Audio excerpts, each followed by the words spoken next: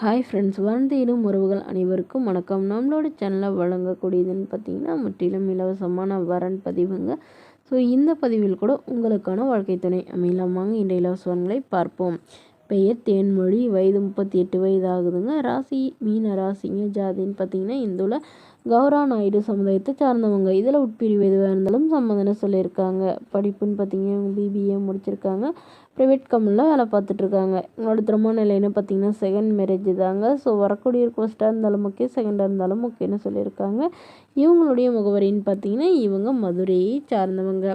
மணமகளுடைய வசதி நிலைன்னு பார்த்தீங்கன்னா இவங்க ஓரளவு மிடில் கிளாஸ் ஃபேமிலி தாங்க. சொந்த வீடு, அது இல்லாமல் ஒரு 2 கடை வாடகைக்கு விட்டுருக்கிறதா சொல்லியிருக்காங்க. அது இல்லாமல் ஒரு 2-3 ஓட்டு வீடு வந்து வாடகைக்கு விட்டுருக்கிறதா சொல்லியிருக்காங்க. ஸோ இவங்களுக்கு திருமணமாகி குறுகிய காலத்திலே வந்து டிவோர்ஸும் ஆயிடுச்சுங்க. இவங்களுக்கு குழந்தைங்கன்னு பார்த்தீங்கன்னா ஒரு பொண்ணு மட்டும்தாங்க. ஸோ அதனால் இவங்களும் இவங்களுடைய பொண்ணும் தனிமையில் தான் வசிக்கிறதா சொல்லியிருக்காங்க. ஏன்னா இவங்களுக்கு அப்பா அம்மானு இல்லைங்க. உடன் பிறந்தவங்கன்னு பார்த்தீங்கன்னா ஒரு அக்கா மட்டும்தாங்க.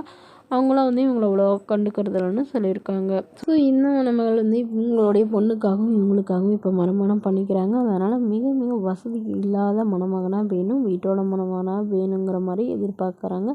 குறிப்பாக வந்து எந்தவித கெட்ட பழக்கமும் இல்லாதவராக வேணும்னு கேட்டிருக்காங்க. இந்த மணமகள் தன்னோட ஃபோட்டோ கொஞ்சம் மறைச்சி போடுங்க, நேரில் இருந்து கேட்குறப்ப ஃபோட்டோ கொடுத்துருங்கன்னு சொன்னதுனால ஃபோட்டோ கொஞ்சம் மறைச்சி போட்டிருக்குங்க. இந்த மணமகளை உங்களுக்கு பிடிச்சிருந்தா கீழே உள்ள வாட்ஸ்அப் நம்பரை தொடர்பு கொள்ளவும். அடுத்த வரன் பெயர் பார்த்தீங்கன்னா பாக்கியலக்ஷ்மி, வயது 38 வயது ஆகுதுங்க. ராசி ரிஷப ராசிங்க. ஜாதின்னு பார்த்தீங்கன்னா இந்துல ஜாதி தடையில்லைன்னு சொல்லியிருக்காங்க. படிப்புன்னு பார்த்தீங்கன்னா இவங்க பிஏ முடிச்சிருக்காங்க. இவங்க ஃபேன்சி ஸ்டோர் வந்து சொந்தமாக வச்சு நடத்திட்டு வராங்க.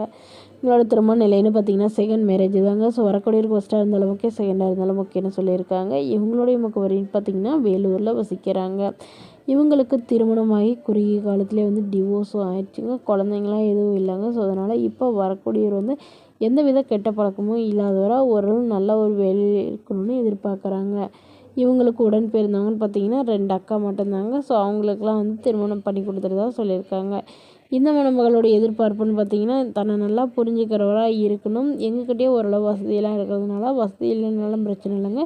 எந்தவித கெட்ட பழக்கமும் இல்லாதவராக இருந்தால் மட்டும் போதுன்னு சொல்லியிருக்காங்க. அவருக்கும் திருமணம் ஆகி குழந்தை இருந்தாலும் நான் ஏற்றுக்கிறேன், என்னோடய குழந்தை மாதிரி பார்த்துக்கிறேன்னு சொல்லியிருக்காங்க.